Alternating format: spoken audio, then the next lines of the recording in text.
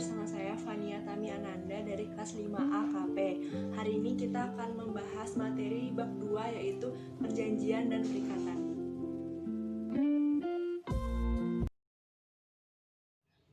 Yang pertama kita akan membahas pengertian dari perjanjian. Perjanjian menurut pasal 1313 KUH Perdata adalah suatu tindakan hukum di mana seorang berjanji kepada seorang yang lain atau di mana kedua orang itu melakukan perjanjian untuk melaksanakan suatu hal.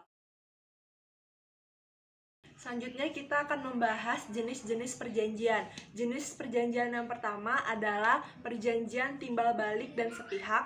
Yang kedua adalah perjanjian bernama dan tidak bernama. Yang ketiga adalah perjanjian obligatoir dan kebendaan. Yang keempat adalah perjanjian konsensual dan real. Perjanjian timbal balik dan sepihak adalah perjanjian yang mewajibkan kedua belah pihak berprestasi secara timbal balik seperti hanya dalam perjanjian jual-beli, sewa-menyewa, tukar-menukar. Perjanjian bernama dan tidak bernama adalah perjanjian yang sudah memiliki nama sendiri yang dikelompokkan sebagai perjanjian-perjanjian khusus dan jumlahnya terbatas, misalnya jual-beli, sewa-menyewa, tukar-menukar. Perjanjian obligatoir dan kebendaan adalah perjanjian yang menimbulkan hak dan kewajiban pada masing-masing pihak dan belum memindahkan hak milik. Perjanjian konsensual dan real adalah perjanjian yang timbul dalam taraf melahirkan hak dan kewajiban saja bagi kedua belah pihak, di mana tujuan dari perjanjian tersebut baru tercapai apabila ada tindakan realisasi hak dan kewajiban tersebut.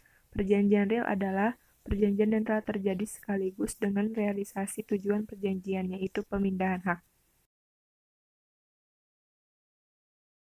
Unsur-unsur perjanjian ada 3.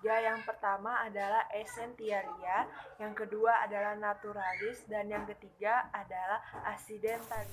Essentialia adalah bagian yang mutlak harus ada dalam perjanjian.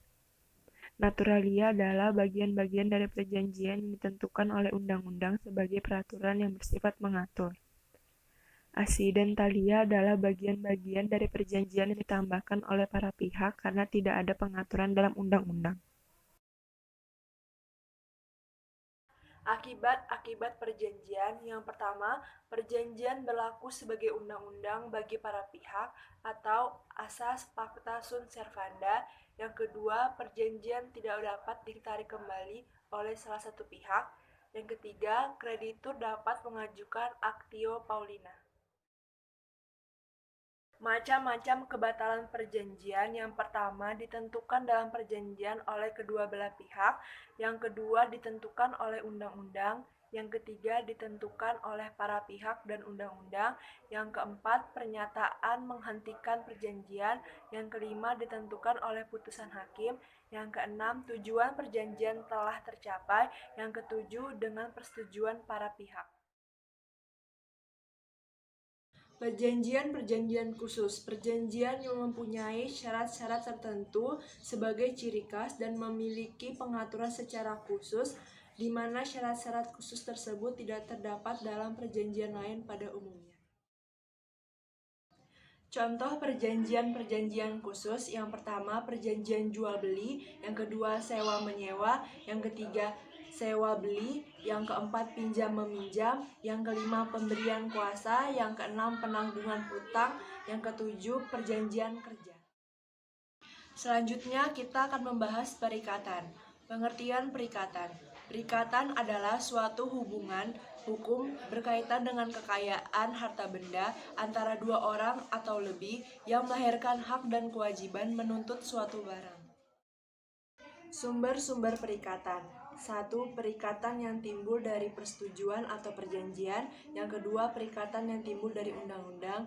Yang ketiga, perikatan terjadi yang bukan perjanjian, tetapi terjadi karena melanggar hukum dan perwakilan sukarela. Prestasi atau ingkar janji adalah bentuk pengingkaran terhadap prestasi yang telah disepakati oleh para pihak dalam suatu perjanjian dengan alasan apapun. Overmatch atau keadaan memaksa adalah suatu keadaan yang terjadi setelah dibuatnya persetujuan yang menghalangi debitur untuk memenuhi prestasinya. Akan tetapi debitur tidak dapat dipersalahkan dan tidak harus menanggung resiko karena ia tidak dapat menduganya pada waktu persetujuan dibuat. Somasi. Somasi dilakukan 2 kali berturut-turut setiap kali selama 14 hari. Jika somasi dikirim 2 kali berturut-turut tetapi debitur tetap tidak mau memenuhi prestasinya, barulah debitur dinyatakan lalai. Ganti rugi. Ada 3 contoh ganti rugi. Yang pertama adalah ganti rugi atas biaya, yang kedua ganti rugi atas kerusakan, yang ketiga ganti rugi atas bunga.